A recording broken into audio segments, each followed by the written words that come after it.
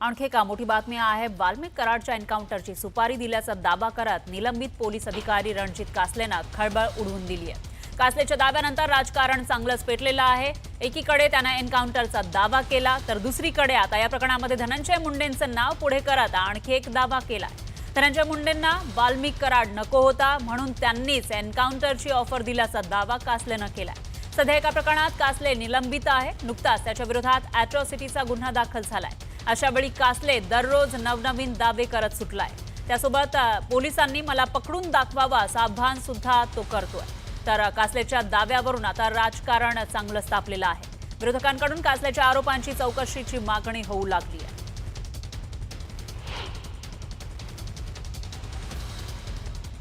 तर रणजित कासलेनं काय दावा केलाय ते बघूयात।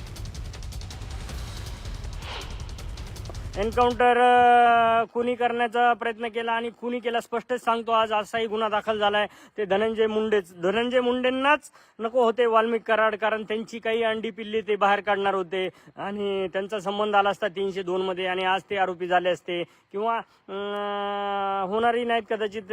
त्यांना खूप सपोर्ट आहे आपले महाराष्ट्राचे गृहमंत्री आणि सीएम फडणवीस साहेबांचा सपोर्ट आहे। ते होणारही नाही, त्यांना आरोपी केलेही नाही जाणार।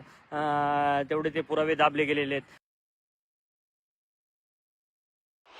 महाराष्ट्र पोलिसांना ओपन चॅलेंज देतो की त्यांनी मला पकडून दाखवावं। मित्रांनो, मी सायबरमध्ये काम केलेलं आहे आणि 20 वर्ष पोलीस डिपार्टमेंटमध्ये काम केलेलं आहे। तर किती टीम पाठवू द्या, 3 नाही 4 नाही 10 टीम पाठवू द्या, मी भेटणार नाही। मी रोज 2 गाड्या चेंज करतो।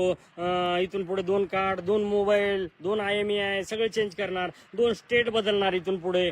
तर मित्रांनो, मला पकडून दाखवायचा प्रयत्न या गव्हर्नमेंटने करायचा आणि मग बघायचं। त्याच्या अगोदर मी खऱ्या मार्गाने आणि न्यायाच्या मार्गाने जाणार आहे। माझा अँटिसिपेटरी बेल म्हणजे अटकपूर्व जामीन मी आजच मांडणार आहे कोर्टामध्ये।